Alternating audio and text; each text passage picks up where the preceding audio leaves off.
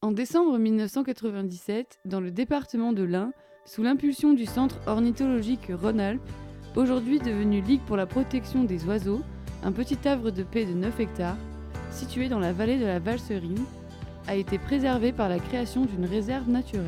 Aujourd'hui, cet espace naturel remarquable fait l'objet de plusieurs classements comme en tant que site Natura 2000 et est intégré à l'espace naturel sensible de la Valserine ou encore à l'arrêté préfectoral de protection du biotope pour les oiseaux rupestres.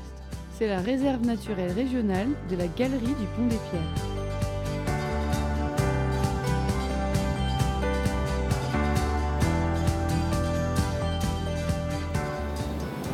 La réserve naturelle a été classée par la présence de nombreuses chauves-souris dans une galerie souterraine. Alors c'est aussi un site un peu particulier parce que la galerie elle est d'origine humaine, elle a été creusée a priori en 1916 dans le cadre d'un projet hydroélectrique.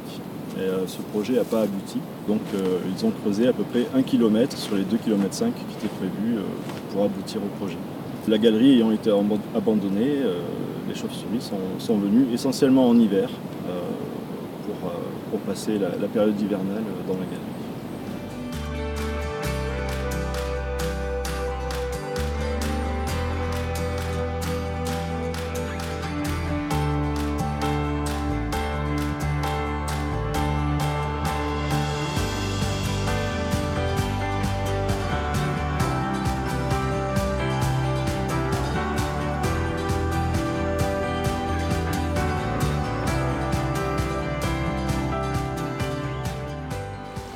Sur la réserve, les chauves-souris, on peut les trouver, on va dire, dans deux endroits. Il y a à l'intérieur de la galerie, donc elles vont utiliser ce site comme gîte, essentiellement en hibernation, mais aussi en période de transit, notamment pour le mini-octaire de Schreibers. Et puis après, il y a les milieux à l'extérieur du tunnel, donc là, ça va être des espaces qui vont être utilisés par les chauves-souris en déplacement ou en activité de chasse.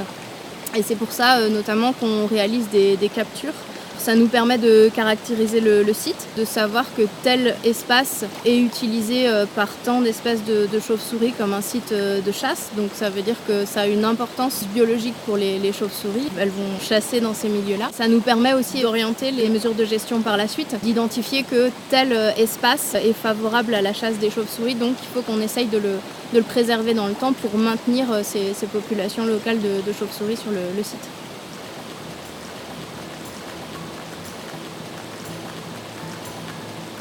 Alors dans le cadre des 20 ans de la réserve, on a eu un programme pédagogique avec les écoles de Confort et de Montange. On a réalisé des animations sur la réserve, sur la faune qui s'y trouve. Et les classes ont travaillé sur la réalisation de supports de présentation de la réserve, de son historique, de sa faune aussi. Et après, au niveau du grand public, on est présent alors soit sur le site de la réserve, soit parfois à la salle des fêtes de Montange par exemple.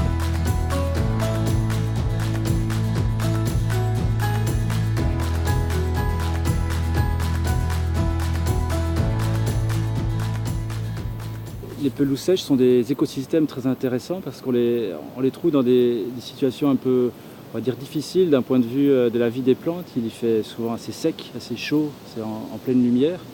Traditionnellement, c'était des espaces qui étaient utilisés par l'agriculture. Et donc, actuellement, ces espaces, la plupart ont été abandonnés par ces usages et se recolonisent ou ont déjà été recolonisés complètement par la forêt. D'où l'intérêt de les protéger. Voilà, il y a une vie foisonnante qui se réveille, surtout pour les papillons et les insectes qui se réveillent dès qu'il fait beau, là comme maintenant. On s'est occupé de mettre en place un suivi de l'évolution des pelouses sèches sur la réserve. Et donc ce qu'on a fait, c'est qu'on met en place un dispositif assez rigoureux, scientifique, pour faire un état initial de la végétation à l'heure actuelle, dans le but de la suivre à l'avenir, dans 2 ans, dans 5 ans, et mesurer l'évolution et l'efficacité des travaux qui ont été menés.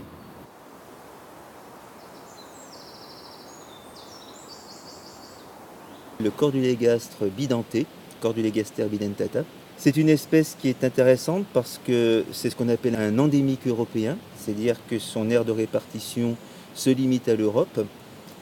Ensuite de ça, c'est une espèce particulièrement intéressante parce que son milieu de vie, c'est des petits suintements. Et la larve va passer entre 2 et 6 ans dans ce milieu-là. dans des petites vasques et va se nourrir donc de quantités de petits animalcules, donc des petits insectes, éventuellement des petites salamandres, des choses comme ça qui passent à sa portée. C'est une espèce qui est particulièrement rare dans le département de l'Ain.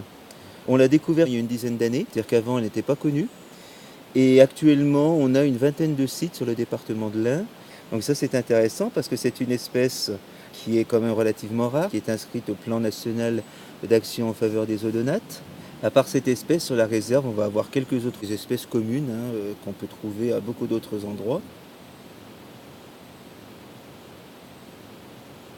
L'ensemble des activités qu'on mène sur la réserve est cadré dans un document qu'on appelle le plan de gestion et qui établit sur une durée déterminée, ici en l'occurrence c'est pendant 5 ans, l'ensemble des actions qu'on va mener sur le site. C'est depuis 2009 une réserve naturelle régionale, puisque c'est la région qui est la collectivité territoriale qui porte les réserves naturelles régionales en Auvergne-Rhône-Alpes. La réserve naturelle régionale de la Galerie du Pont des Pierres fait partie de ces petites oasis de biodiversité peu connues mais à préserver.